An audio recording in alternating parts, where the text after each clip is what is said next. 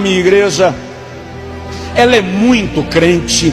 Deus usa ela demais. O que foi de profecia, de revelação, é incrível, Josué. Onde ela impõe as mãos, a pessoa é curada. É dirigente do meu círculo de oração. E essa mulher entrou num estado de depressão que não sara. Todos os pregadores que vêm aqui, eu levo lá para orar por ela. E eu queria que você fosse lá orar. E o pastor resolveu me levar para orar antes do almoço. Irmão, depois de uma pregação, você tem fome para comer pedra cozida com sal. Com fome, eu fico num estado de impaciência que só a misericórdia do rei. Lá vou eu com fome orar por essa mulher. Quando eu cheguei na casa daquela irmã, você viu um ambiente sujo, mal cheiroso, cheiro de sujeira, de casa abandonada mesmo.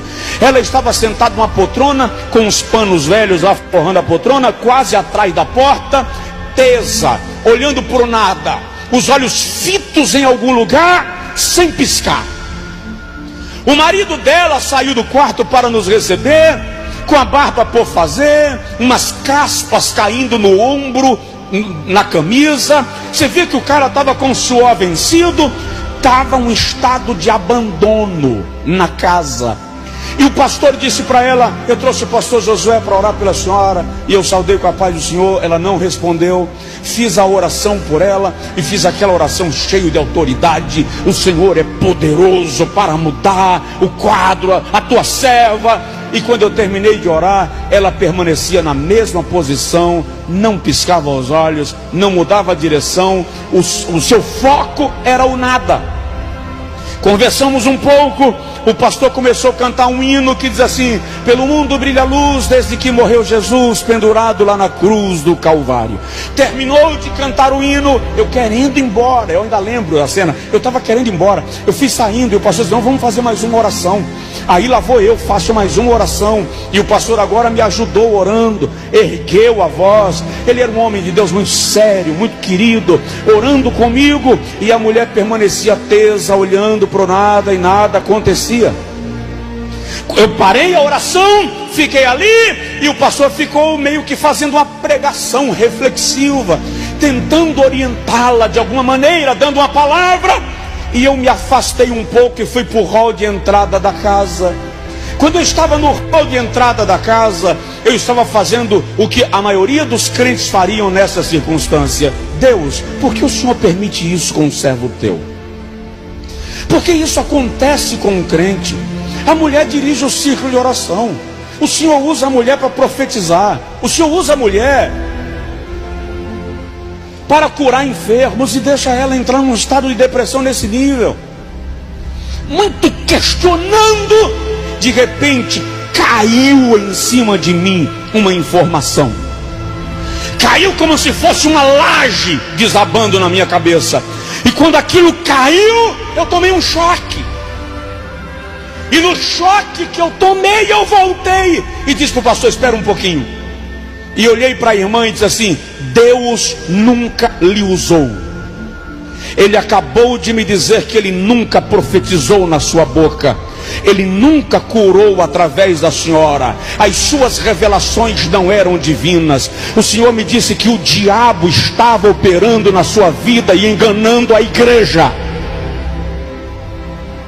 Quando eu disse aquilo, as lágrimas começaram a escorrer dos olhos. Eu ajoelhei na frente dela e disse: agora, minha irmã, fala o que foi que aconteceu, ou o diabo vai lhe levar em carne para o inferno.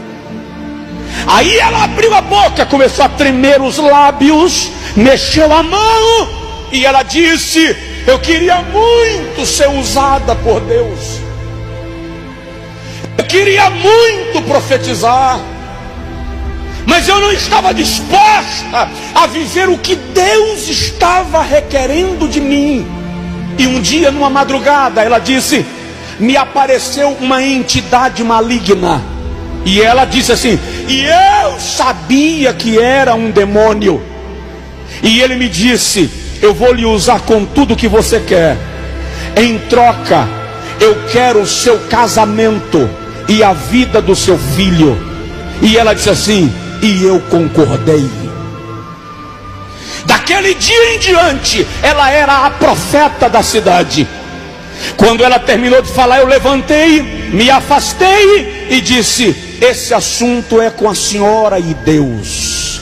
Eu não vou orar pela senhora, eu não vou interceder pela senhora, eu vou me afastar, é a senhora quem ora. Eu vou inclusive dar uma margem de distância, porque se Deus quiser mandar um raio e lhe matar, Ele não vai me chamuscar.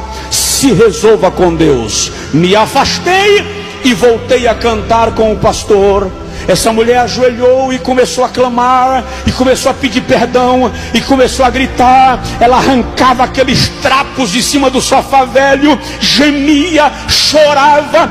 Enquanto ela gemia e chorava, de repente a graça de Deus tomou conta daquela sala, e ela começou a falar em línguas estranhas, agora sim, do Espírito Santo. Nós estávamos lá para discernir, e sabíamos que era o Espírito de Deus que havia recebido sua oração. Enquanto ela falava em línguas, o marido dela chorando disse: dá licença que eu vou tomar um banho, e partiu para o banheiro. A criança começou a vomitar lá no quarto, estava doente de cama, levantou vomitando. A empregada, a irmã que estava lá ajudando, pegou a criança para auxiliar. Para a honra e glória do nome de Jesus, nós fomos almoçar mais de 3 horas da tarde, mas à noite aquela família estava na igreja dando glórias e louvores a Deus.